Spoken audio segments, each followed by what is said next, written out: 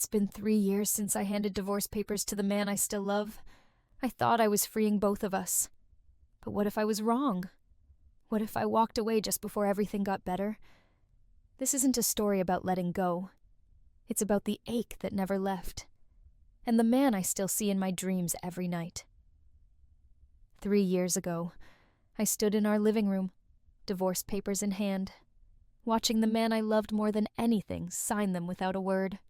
His eyes, once filled with warmth and laughter, were now vacant, reflecting the emptiness that had taken hold of him. I had hoped for a reaction, a plea, a tear, something. But there was nothing. Just the scratch of pen on paper and the deafening silence between us.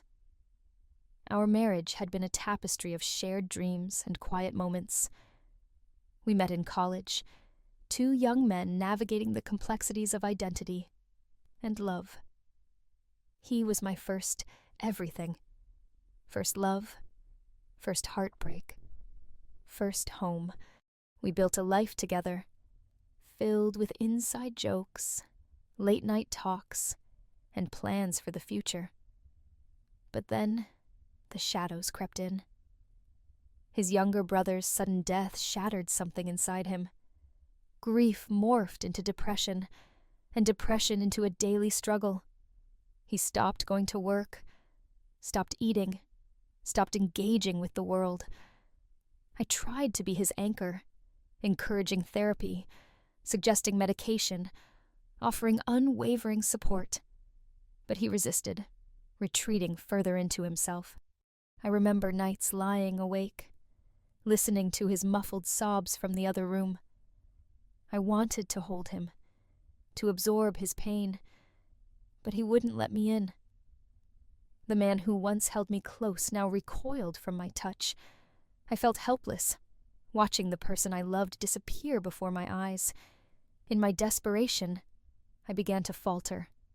I turned to alcohol, seeking solace at the bottom of a bottle. It was a temporary escape, a numbing agent for the ache in my heart.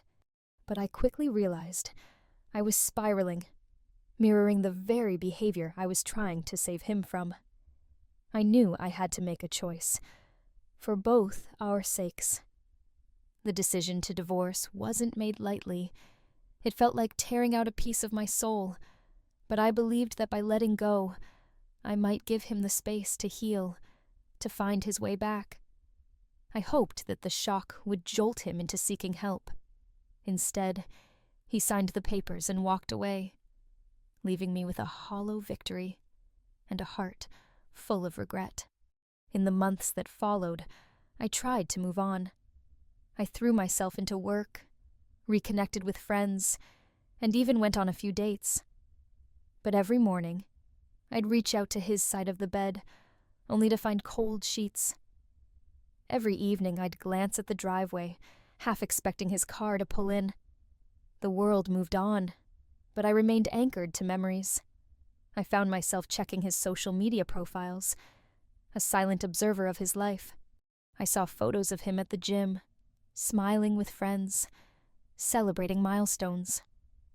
He looked healthier, happier. I learned he had started therapy, was on medication, and had even received a 2-year sobriety chip. Pride and pain intertwined as I realized he was becoming the man I always knew he could be, just without me. I began to question everything. Had I given up too soon? Was I the catalyst for his transformation, or merely a footnote in his journey? Did he still think of me, miss me, love me? The uncertainty gnawed at me, a constant companion in my solitude. One evening, after a particularly vivid dream of us laughing together, I decided to write him a letter, not to rekindle the past, but to share my thoughts, my feelings, my truth. I poured my heart onto the pages, recounting our memories, acknowledging my mistakes, and expressing my enduring love. I didn't know if I'd ever send it, but writing it felt like a step toward healing. As I folded the letter, I realized that love doesn't always follow a linear path. Sometimes letting go is an act of love. Other times, holding on is.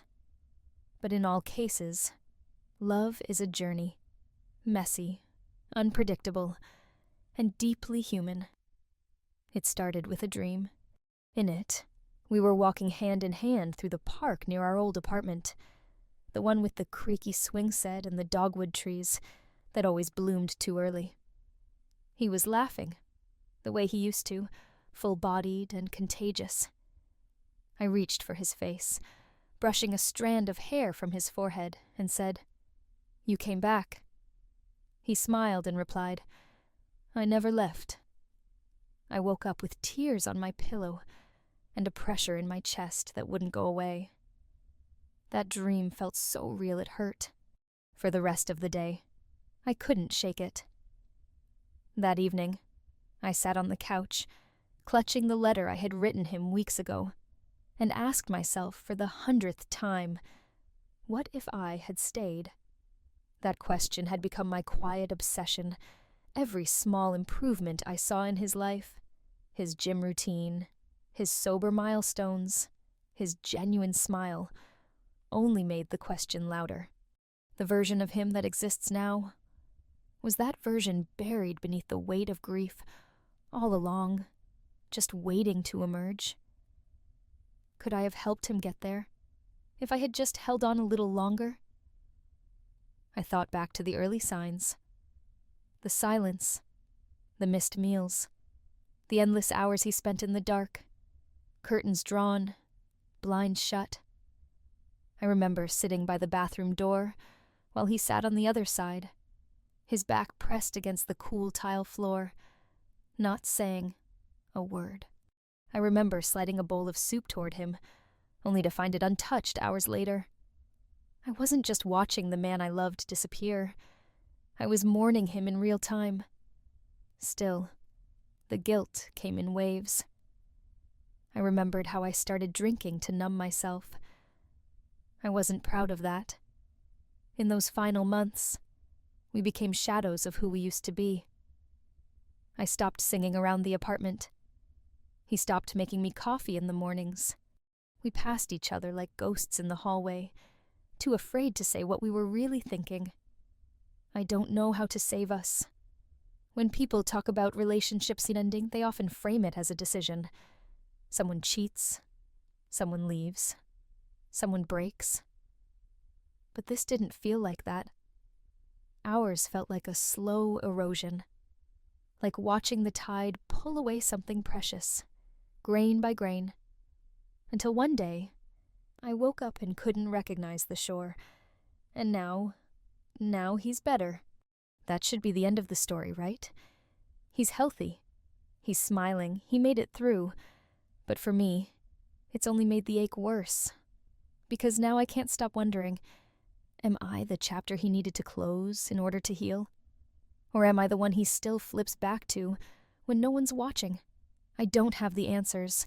But what I do have is an endless reel of memories. Like the time we stayed up until 3 a.m. trying to fix a leaky faucet, soaking wet and laughing so hard we forgot about the mess. Or that night we danced in the kitchen to some old soul record, barefoot and tipsy, while the pasta burned on the stove. Those moments are etched into me, like carvings in an old oak tree, imperfect, deep, and forever. And still, I'm haunted by his silence when I handed him those papers. That was the part I couldn't forgive. Not him, but myself. I didn't ask for a fight. I didn't demand he speak. I just let him sign. It was self-preservation, sure, but it was also surrender. Was he numb? Angry? Relieved? I'll never know. And that not knowing has rooted itself inside of me. I carry it everywhere. It sits beside me on the subway, follows me home, sleeps at the foot of my bed. Every time someone new asks about my past, I hesitate. Because saying I'm divorced doesn't begin to capture what it really was. It wasn't just a legal separation, It was a fracture in the soul. People tell me time heals, but time doesn't heal what you don't allow yourself to feel. And I had been running from those feelings for too long. Until recently. A few weeks ago, I finally opened a blank message on my phone. I typed his name in the to field and just stared at it. My heart was pounding so hard, I could hear it echoing in my ears. I didn't send anything that night, but I took a screenshot of his contact card, as if saving proof that he was still real, still reachable. I think what I fear the most isn't rejection. It's the possibility that he's moved on completely, that maybe he's found someone new, someone who didn't see him at his lowest, someone who only knows this version of him, the healed, grounded, sober man with the warm smile and steady eyes. And yet, part of me hopes he hasn't moved on. It's selfish, I know, but love often is. So I'm stuck between two truths. I want him to be happy, truly. But I also want him to remember that I was once his happiness, that what we had mattered, that even in the darkness we shared light. I don't know what the next step is. Maybe I'll send the letter. Maybe I'll never speak to him again. Maybe I'll keep dreaming of him until my heart figures out how to stop. But what I do know is this. I never stopped loving him, and I don't think I ever will. There's something strange about the quiet that comes just before you do something reckless. It's not panic. It's not fear. It's more like standing on the edge of a cliff, and for a single, breathless second, your mind stops wondering, what if I fall? And starts whispering, but what if I fly? That was the quiet I sat in the night I finally hit send. It wasn't planned. Honestly, I had stared at that message screen 100 times and always backed out. But that night, something shifted. I was sitting on the kitchen floor with an untouched dinner still on the stove, his favorite song from years ago playing on shuffle, and that same old ache in my chest, pulsing like it had nowhere else to go. I typed, "Hey, I know this might be strange, but I've been thinking about you. I hope that's okay." It wasn't poetic. It wasn't even brave. But it was honest. I stared at the blinking cursor for a long time. My thumb hovered over the send button until I heard myself whisper out loud, "Just do it." And so I did. The moment it left my screen, I felt sick. What if he ignored it? What if he blocked me? What if he replied and I wasn't ready for what he had to say? But then, ding. A notification. Him. "I've been thinking about you too." My heart stopped. For a second, I thought I was dreaming again. I read the message 5 times, each word soaking deeper into me. He'd thought about me, after everything, after the silence, after the years. He hadn't just moved on and closed the book. He was still holding on to a few of the pages too. We started messaging back and forth, carefully, like tiptoeing through a field full of glass. Each sentence was wrapped in softness, and yet, beneath it all, I could feel something pulsing, something old, something buried but still very much alive. He told me about his sobriety, how hard the first 6 months had been, how therapy had been a battle, but eventually it started to help. He spoke about his brother, the grief, the guilt, the way it had swallowed him whole. And then he said something that nearly undid me. "You didn't leave because you stopped loving me. You left because you couldn't carry both of us anymore. I know that now. I had waited years to hear those words, I didn't even realize how much I needed them until they were sitting in front of me, glowing on the screen. I cried. I told him about the drinking. How I'd almost become a mirror of his pain. How leaving him felt like tearing myself in two. I confessed that I'd watched his life from afar, cheering him on in silence, while aching to be part of it again. There was no anger, no bitterness, just two people slowly peeling back the layers of time and pain, speaking not as strangers, but as versions of who we used to be. Then came the question I didn't expect. Would you want to meet for coffee sometime? I stared at that message for a long time, not because I didn't know the answer, but because I did. We met on a chilly afternoon at a quiet coffee shop a few blocks from our old apartment. I got there first and chose the seat by the window. My hands were shaking. I kept checking the door, my heart hammering against my ribs with every passing second. And then he walked in. It wasn't like the movies. There was no dramatic music, no slow motion entrance. Just him, bundled in a navy coat, eyes searching, nervous smile tugging at the corners of his lips. But my heart recognized him instantly. We didn't hug. We just sat down and looked at each other for a long, long time. He looked good, healthier, more grounded. There was light in his eyes again.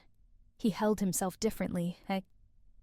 You looked a man who had been to the edge and clawed his way back. We talked for over an hour, not just about the past, but about who we had become in the time apart. He told me about his job, something creative that he was passionate about. I told him about the books I'd been writing and how none of them ever made it past the second draft. There was laughter. There were long pauses. There were moments when I thought he might reach for my hand, and others when we both seemed afraid of what touching again might feel like. Before we left, I asked him the question that had been buried in my chest for years. Do you think we made the right choice? He didn't answer right away. He looked out the window, the clouds thick and low. Then he said, I think we made the best choice we could, with who we were back then. But maybe we're different people now. That sentence stayed with me for days. We didn't rush back into anything. There were no declarations, no promises, just slow, careful reconnection. We messaged a little more often, shared a few old photos. He sent me a song that reminded him of us. I mailed him a copy of that letter I never meant to send, with a note inside that simply read, You deserve to know. And while nothing about this story is finished, not yet, there's a hope I haven't felt in a very long time. Hope that maybe love doesn't always end. Sometimes it just gets quiet, patient, waiting for both people to grow strong enough to hold it again. And maybe, just maybe, we're getting there. There's a moment that comes after the high of reconnecting, after the messages, the coffee, the nostalgic laughter. It's the moment where reality quietly pulls up a chair between you and the past and whispers, Now what? That was where we found ourselves. Weeks had passed since that first coffee. Our messages grew longer, deeper. We talked more frequently, still cautious, but less afraid. Every word felt like another step closer to the version of us we used to be, or maybe the version we could become.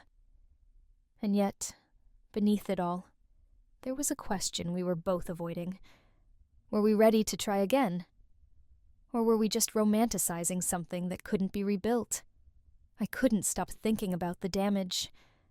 Not just the heartbreak of our divorce, but the quiet bruises we left on each other, the days we stopped talking, the resentment we never said out loud, the nights I drank in silence, and the mornings he didn't come out of the bedroom.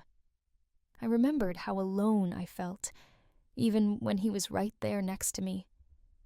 And I remembered the look in his eyes when he signed those divorce papers. Hollow, disconnected, like I was just another chore he had to complete that day. And still, I missed him every day since. I told myself that people change, that healing makes room for new beginnings.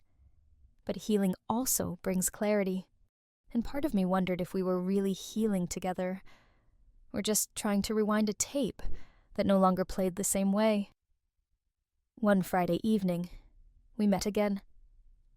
This time, not at a coffee shop, but at our old favorite diner, the one we used to visit after late movies or long walks. He was already sitting in the booth when I arrived, his fingers wrapped around a warm mug of tea. He smiled when he saw me, and for a moment everything felt simple. But that feeling didn't last, because halfway through dinner, he looked at me and said softly, "There's something I need to say before this goes any further." My chest tightened. "Okay," I said. He took a breath. "When you left, I hated you for a long time. I didn't want to admit that, even to myself. But I did. I thought you gave up on me, and I drank more because of it. I didn't say anything. I just let it hit me. But now," he continued, "I understand. You weren't the villain in the story. You were just drowning too. And I needed to forgive you. I have. But I also need to know, can we really start over? Or are we just looking for comfort in something familiar?" It was a fair question, maybe even the right one, but it still hurt. "I've asked myself the same thing," I admitted. 1,000 times. He nodded, eyes lowered. I reached across the table and touched his hand.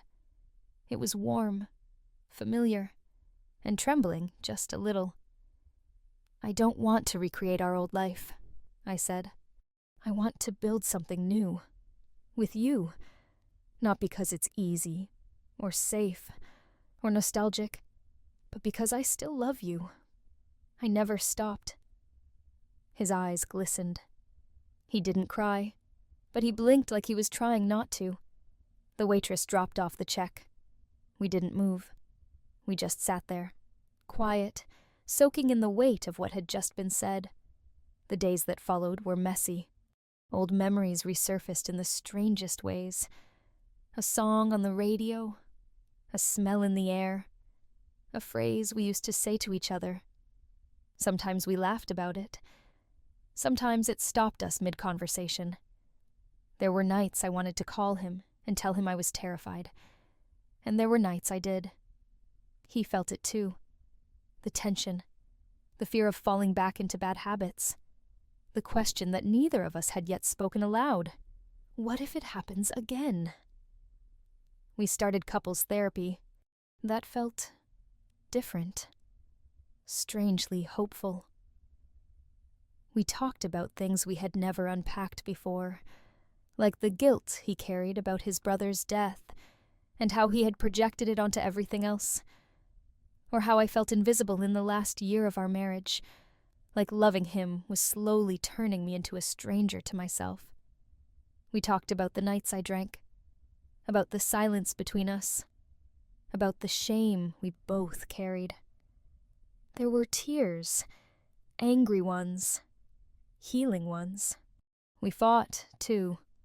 Real arguments, the kind that make your voice shake. But we kept showing up, week after week. One night, after a particularly raw session, we sat in his apartment, on his couch, under a blanket that used to be ours. The silence was heavy, but not empty. He turned to me and said, "You know, sometimes I think we didn't fail. We just paused. Maybe we needed that time apart to become people who could actually do this right." I didn't respond with words. I just leaned in and rested my head on his shoulder. And in that moment, I believed him. But love, even when reborn, isn't immune to doubt. There were still mornings I woke up, wondering if we were moving too fast, if we were chasing ghosts, if the love we had now was really rooted in now, or if it was just a flicker from the past, refusing to go out. There were days I feared we'd fall into old patterns, that the weight of our history would be too much. But then, there were the small things. The way he left little notes on my windshield. The way he waited for me outside therapy, holding my favorite tea. The way he looked at me like I wasn't broken. Like we weren't broken. Like we were whole, just in progress. Those were the moments that kept me anchored. It didn't happen all at once. There wasn't a grand gesture. No sweeping soundtrack or dramatic confession in the rain. Just two people, slowly finding their way back to each other, step by uncertain step. But sometimes, the quietest decisions end up being the most life-changing. It had been 3 months since we reconnected, since the coffee, the therapy, the late-night conversations where we both whispered truths we hadn't dared say out loud in years. We were finally talking, not just exchanging words, but actually talking, vulnerably, honestly. And with every conversation, something inside both of us softened. But healing isn't a straight line. One morning, I woke up in his apartment, our old blanket wrapped around us, and felt something I hadn't in a long time. Peace. Not the fragile, momentary kind, but the kind that sits quietly inside your chest and lets you breathe a little deeper. He was still asleep, his breathing steady, calm, and I remember thinking, I could do this. I could build a life here again. But the truth is, love isn't just about what you feel. It's about what you choose. So later that day, I told him we needed to talk. Not because I wanted to pull away, but because I needed to know we weren't just floating in something comfortable again. I needed to know we were choosing each other, deliberately, with open eyes. We met at the park near our old apartment, the one from my dream. It was early spring. The dogwoods were blooming too soon again. He sat beside me on the bench, hands in his jacket pockets, quiet. I've been thinking, I said. A lot. He nodded. Me too. I looked at him. I love you. I don't doubt that. But I need to know this isn't just nostalgia for you. I need to know you're not just here because it's familiar. He didn't respond right away. Instead, he reached into his coat pocket and pulled out something I hadn't seen in years. Our old house key. I kept this, he said. Every move, every purge, I couldn't let it go. Not because I wanted to live in the past, but because I needed to believe the door could open again. My eyes stung. I took the key from his hand and held it between my palms. I want this, he continued. Not what we were, but who we could be now. I'm not the same man you married, and you're not the same man who left. But maybe that's why we've got a chance. I exhaled a breath I didn't even know I'd been holding. It wasn't just the words. It was the way he said them. Steady, clear, present. That was the moment I knew. We weren't chasing something old. We were building something new. The decision to move back in together didn't come with a rush of excitement. It came with lists, conversations, boundaries. We did it slowly, intentionally. We kept our separate spaces for a while, kept our therapy appointments, checked in often. We were careful, but we were committed. There were hard days. Some habits die slow deaths. There were times we triggered each other, times we had to step away and breathe. But this time, we had the tools. And more importantly, we had the will. We started going to meetings together. AA and support groups for loved ones. We cooked dinner again. We danced in the kitchen sometimes. He laughed more. I wrote more. One night we were sitting on the couch, legs tangled, watching some old sitcom rerun, and he looked over at me and said, "I don't think I ever stopped loving you." I smiled. "You just forgot how to show it." He nodded. But now I remember. There's something sacred about second chances. Not everyone gets one, and not every relationship should have one. But when they happen, and when both people show up ready to do the work, they can become something stronger than before. Not perfect, but real. And maybe that's the point. We're not trying to be perfect anymore. We're just trying to be honest, present, accountable. And somehow, through all the wreckage and healing, we've found a kind of love that's deeper than anything we had the first time around. Not the kind built on fantasy or potential, but the kind built on truth. Sometimes I still reach for him in the morning and feel surprised when he's actually there. Sometimes I still flinch when I see an old photo of us, haunted by the ghosts of what we went through. But then he touches my hand, or kisses my shoulder, or says something small and kind that reminds me we made it. We clawed our way out of a place where most people get lost. And now, we get to choose each other again, every day. Before we fall asleep, we often lie there talking, quiet thoughts in the dark, hands intertwined. And one night, I asked him the question I had held inside for years. Do you ever regret it?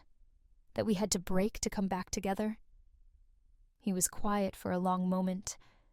Then he whispered, "No," because it made me realize that love isn't just staying when it's easy. It's coming back when it's hard. I closed my eyes. Let that truth settle deep in my chest. So here we are. Not who we were, not perfect, but real. If you had told me 3 years ago that the man I divorced would one day be the man I chose all over again, I would have laughed through tears. But life is funny that way. It breaks you. Then, if you're lucky, it hands you a key. Sometimes to an old door, sometimes to a brand new one. And if you're brave enough to turn it, you might just find home on the other side.